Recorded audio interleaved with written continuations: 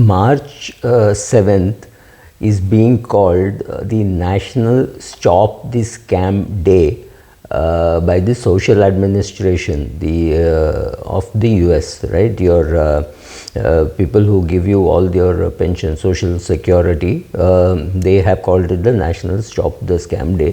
Fairly obvious, because the US has also seen scams like Charles Ponzi, Bernie Madoff. India has seen Harshad Mehta, Ketan Parekh. Only thing is, of course, tons of scams like chit funds, the Sharda chit fund, which was about 20,000 crores. Many people committed suicide. Many of these things in West Bengal don't come out, so you don't really know how many people were really impacted. But yes, the last figure that we heard was 20,000 crores, one of the biggest scams that we have heard of. And a lot of chit fund scams used to happen in Tamil Nadu and Kerala, blade companies promising to give 3% return. All these things were quite common and are quite common.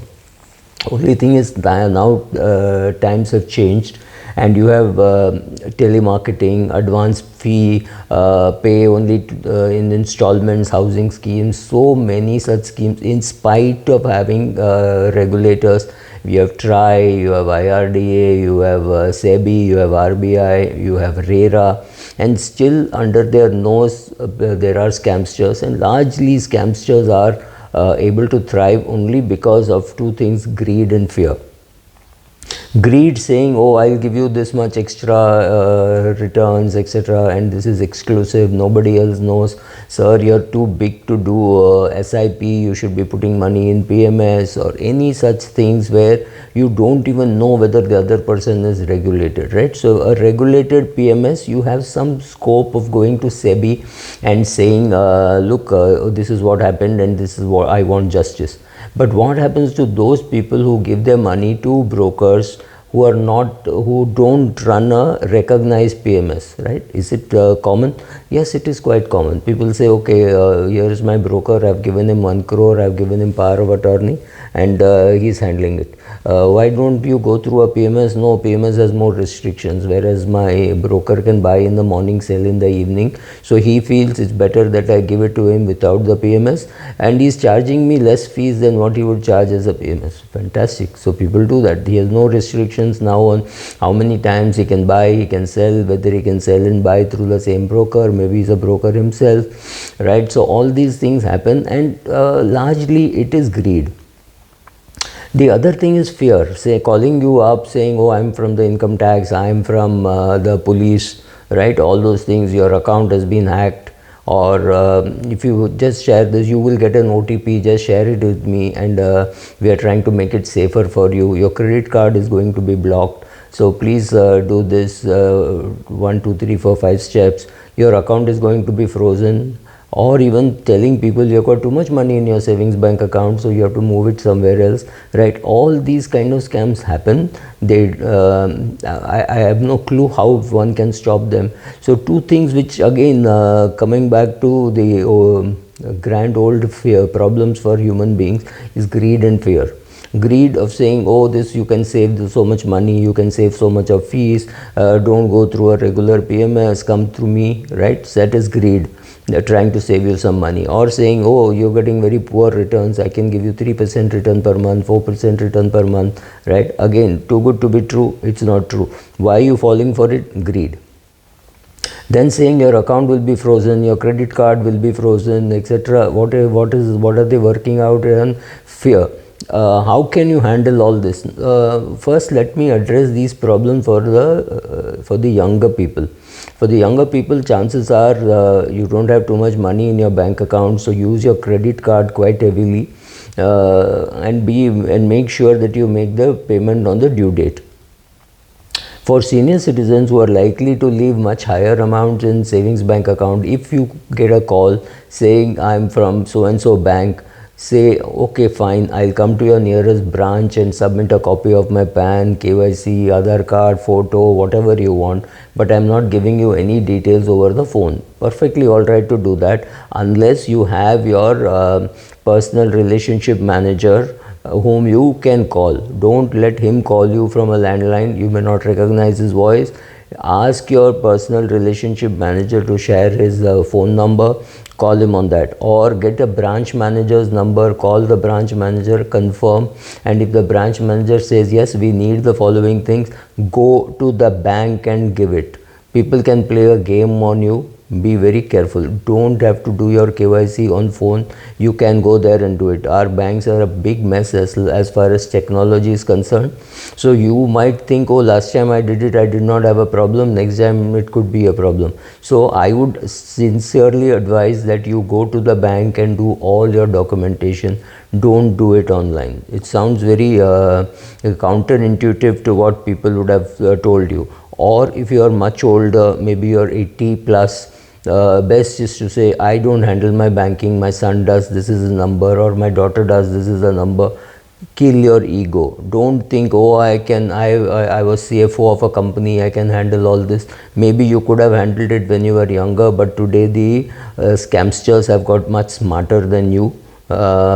Definitely much smarter than me, because they keep trying a lot of these tricks on me, and I don't play the game at all, because sir, you have this LIC policy, why don't you take one more? It's not like that, sir. You have this policy which you took in 2011, you paid premium only for 3 years, and now it is lying here.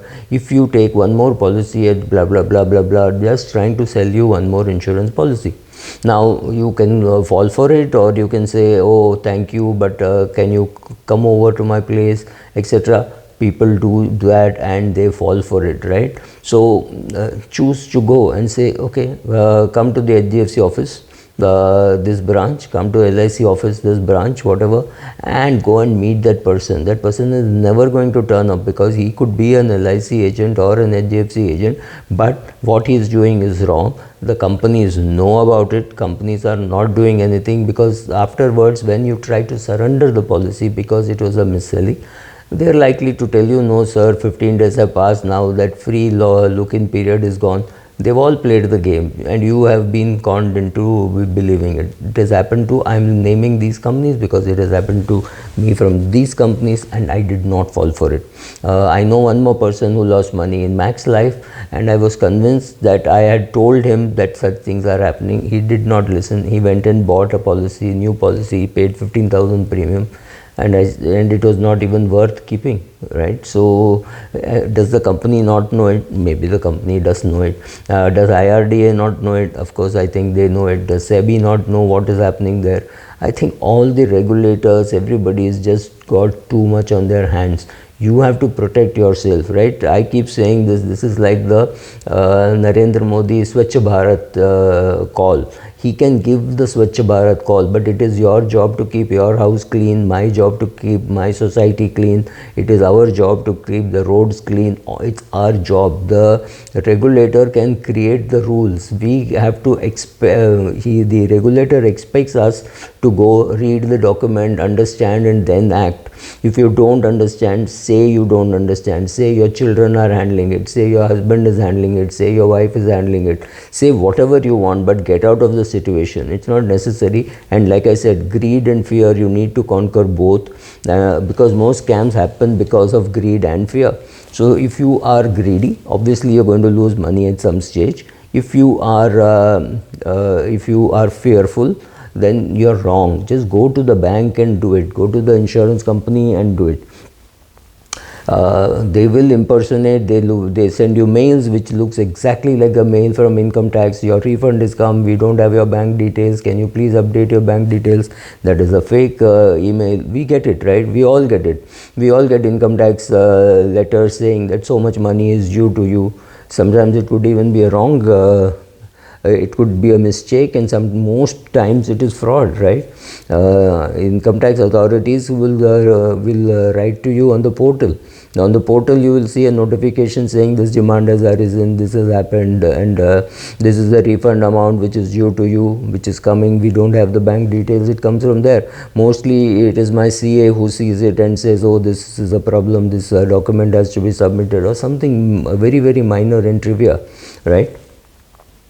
What are the red flags that one can consider? So what all do they do? First of all, they threaten you with arrest, right?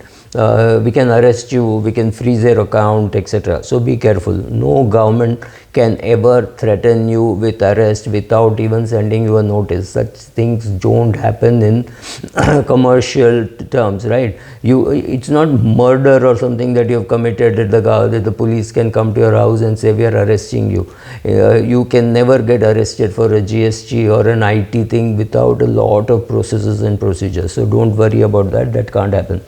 They will say that your Aadhaar card is being suspended or your PAN number is being suspended. There is no such provision. Don't worry. They might claim that they need your personal details to confirm a payment, etc. They're bluffing, right? Again, there is always this pressure to say you have to do it now because on 31st March it is closing or 1st of April it is closing or something like that. Don't be pressurized with timelines. If you don't connect, then your Aadhaar will be suspended, your card will be suspended, your bank will be suspended. Nothing like that happens. Whatever doubts you have about your bank, go to your bank and do it, because we are still in India, we still have physical branches, so just go there and do it, right? They might call you to say we'll put your money in a protected account. In case of Yes Bank, they said we will give you tier 1 capital, right, which is better. It is just like another Yes Bank deposit, but which is much better because it pays higher return, etc. People lost money. If you don't understand, say you don't understand. Perfectly all right, right? Then they ask you to keep secrecy. Don't tell this to anybody. This is a secret deal being offered to you. If it's such a secret, they should have come to your house and whispered in your ear. They're calling you up. They've called up 1,000 others, right? Sometimes they're even trying to catch you on social media. Be careful. Your ability to spot a scam comes from the fact that are you greedy, are you fearful? That is where they tap. So if the rate of interest in the State Bank of India fixed deposit today is 7%, anybody giving you a rate higher than that is asking you to pay a risk premium, right? Is offering you a risk premium. Sorry, not pay, you getting a risk premium. So if somebody comes and gives you 12% return, obviously that person is saying, okay, 7% is risk free. You're coming and investing with me, so there's higher risk. So I'm paying you 12%. That 5% extra which they're giving is the risk premium. You don't need it. Stay away. Thank you.